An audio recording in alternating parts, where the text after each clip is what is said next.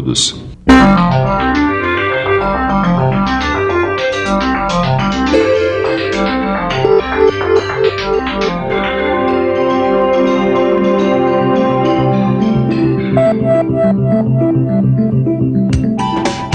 Ô, Ananias, tava indo tudo bem, viu? Eu já estava planejando que tipo de processo de pintura eu teria para cada peça. Em que local da fábrica eu colocaria tal máquina. Aí eu esbarrei num problema.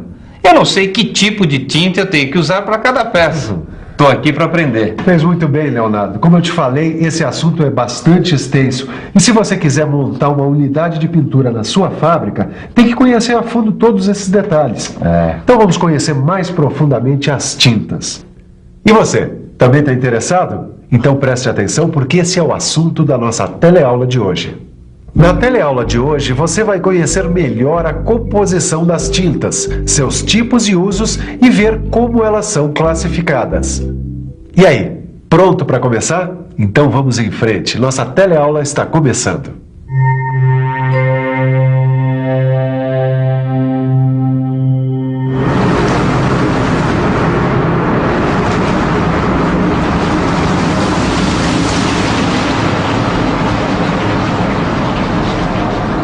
Alves, que substâncias formam o veículo da tinta, hein? Bom, primeiro a gente tem que entender que o veículo é o constituinte principal da tinta. E ele é formado por várias substâncias. Óleos, resinas, misturas de óleos e resinas, misturas de resinas, que a gente chama de sistema de resinas. Mas na maioria das tintas, o veículo é constituído por uma resina ou por uma mistura de resinas, né? Você está certo.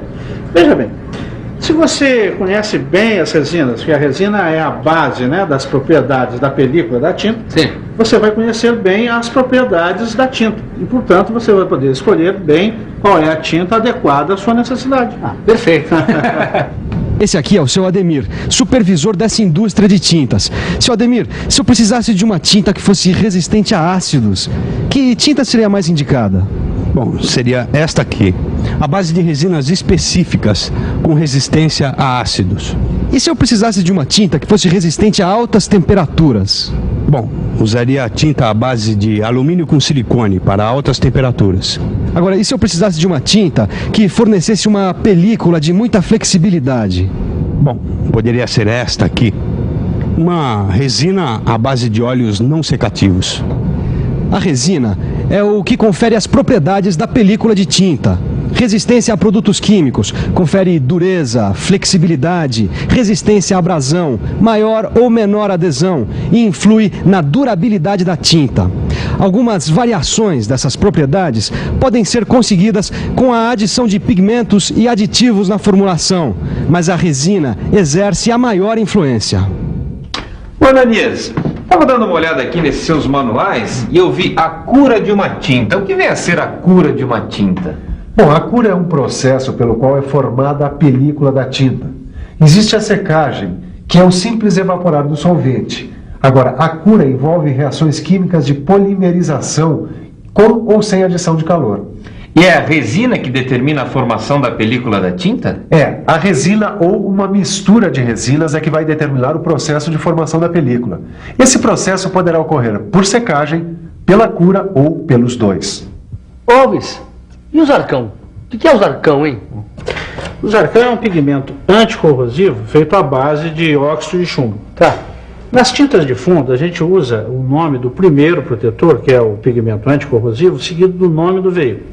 Esse aqui, por exemplo, óxido de ferro epóxi. O óxido de ferro é o pigmento, epóxi é o veículo. E esse aqui, esmalte acrílico vermelho. Bom, isso aí já é uma tinta de acabamento, né? As tintas de acabamento a gente pode nomear de dois modos. A gente usa esmalte, né, seguido do nome do veículo e da cor. Então, nesse caso aí, esmalte acrílico vermelho. Então, deixa eu ver uma outra aqui. Esmalte epóxi branco. Tá legal. Bom, também tem um outro modo. A gente pode usar tinta de acabamento seguida do nome do veículo e da cor. Essa aqui, tinta de acabamento vinílica branca. E vem cá, o esmalte sempre forma aquela superfície brilhante, parecendo uma superfície de vidro? Bem, A gente pode usar o esmalte para superfície brilhante, para superfície áspera, para superfície fosca, para superfície azetinada, brilhante. Isso depende muito do pigmento que a gente vai usar, entende? Antes de conhecer a classificação das tintas, vamos conhecer os tipos de tintas e as temperaturas que cada tipo suporta.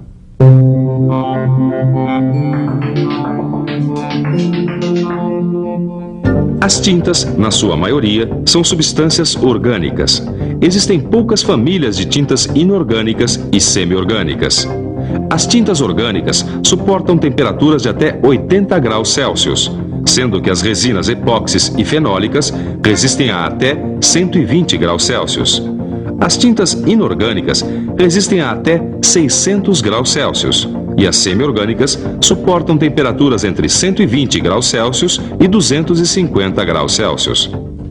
As tintas são classificadas de acordo com os veículos que entram na sua constituição. Elas podem ser tintas convencionais, nobres ou seminobres. E quem vai mostrá-las pra gente é o seu Ademir, que é supervisor aqui dessa indústria de tintas. Seu Ademir, essa daqui é uma tinta a óleo, é isso mesmo? É. Elas são formuladas com óleos vegetais. Demoram a secar e não devem ser usadas nem em imersão, nem em lugares muito úmidos, porque os óleos viram sabão. Antes da pintura, um lixamento manual da superfície é o suficiente. Agora, esta outra aqui, estas são tintas de resinas alquídicas, modificadas com óleos, conhecidas como esmaltes sintéticos. É esta tinta que se usa na pintura de carros, eletrodomésticos, equipamentos. Ela suporta ambientes de média agressividade. Esta outra aqui, ó. Estas são tintas de resinas fenólicas, modificadas com óleo. Elas resistem muito mais à umidade do que as outras que a gente mostrou. Estas tintas, de cores claras, ficam amareladas quando sofrem a ação dos raios ultravioletas do sol. Deu para notar, Alves, que nessas tintas convencionais sempre se acrescentou óleo, né? É, porque essas resinas alquídicas e fenólicas puras, além de precisarem de calor para formar a película, elas, quando formam a película, elas formam uma película muito dura e quebradiça, né? Elas precisam ser modificadas com óleo para se tornar mais flexíveis. Aí elas servem para pintura de tubulações, estruturas, tanques, eletrodomésticos. Tá, e essas são todas as tintas convencionais? Não, faltou falar ainda das tintas bituminosas. Elas são fabricadas pela mistura de asfalto e piche, secam pela evaporação do solvente. As tintas bituminosas são baratas e usadas em ambientes úmidos ou até para imersão, no caso de serviços de pouca responsabilidade e onde a cor preta puder ser aplicada. A aderência é a mesma de uma tinta a óleo. Quer dizer que para eu aplicar uma tinta convencional, eu não preciso preparar tanto uma superfície, é isso? É isso mesmo. Olha, uma limpeza manual com ferramentas mecânicas ou aquele jateamento comercial já é o suficiente. Outra característica comum das tintas convencionais é que elas secam pela oxidação dos óleos e pela evaporação do solvente. E só as bituminosas é que secam só pela evaporação do solvente. Mas as tintas convencionais são indicadas para atmosferas pouco agressivas. Somente as fenólicas e as alquídicas modificadas com óleo é que são indicadas para atmosferas mais agressivas. Agora nós vamos conhecer as tintas seminobres. Seu Ademir, a tinta acrílica é uma tinta seminobre, não é mesmo? Exatamente. Esta é a tinta acrílica. E aqui nós temos uma peça pintada com tinta acrílica. As tintas acrílicas são muito usadas nas pinturas de acabamento porque elas dão uma ótima aparência às peças. Elas são formuladas com resina acrílica e têm uma grande resistência aos raios ultravioletas do sol. Esta é uma tinta vinílica. Ela é fabricada com resinas vinílicas e são muito resistentes a ácido, bases e ao atrito. E ela dá uma ótima impermeabilidade, mesmo se a gente aplicar uma camada fina. São usadas para pintura externa e interna de latas de alimento e bebidas, cascos de embarcações, boias de sinalização marítima. Isso. Olha aqui, essa tinta aqui é de estireno acrilato. Exatamente. E essa peça foi pintada com essa tinta. Elas são resistentes aos raios ultravioleta e podem ser usadas em substituição às resinas acrílicas, quando você quer um bom acabamento da peça com uma boa cor e brilho. Ô, Alves, Oi? olha só. Essas chapas aqui parecem que ficaram emborrachadas. Que tinta é essa aqui? Bom, isso aqui é a tinta de borracha clorada, que também é uma tinta seminobre, né? Bom, as resinas de borracha natural recebem adição de plastificantes, por isso elas têm essa aparência aí que você chamou de emborrachada. E pra que elas servem? Essa película é resistente a ácidos, bases e é pouco tóxica, por isso ela é muito usada para reservatórios de água potável. Ah, e gostei, grande ideia, hein? Só que ela tem um probleminha que limita os usos dela, né?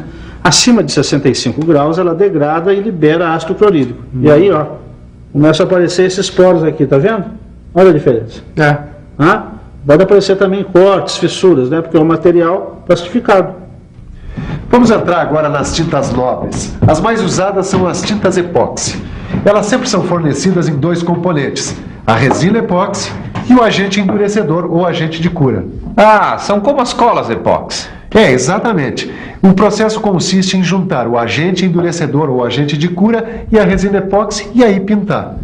Um agente endurecedor pode ser amina ou amida, que você vai escolher de acordo com as propriedades e características que você vai querer obter. Ah, eu sei, eu já usei essa tinta. Elas têm a proporção certa de resina e amida ou amina, não é?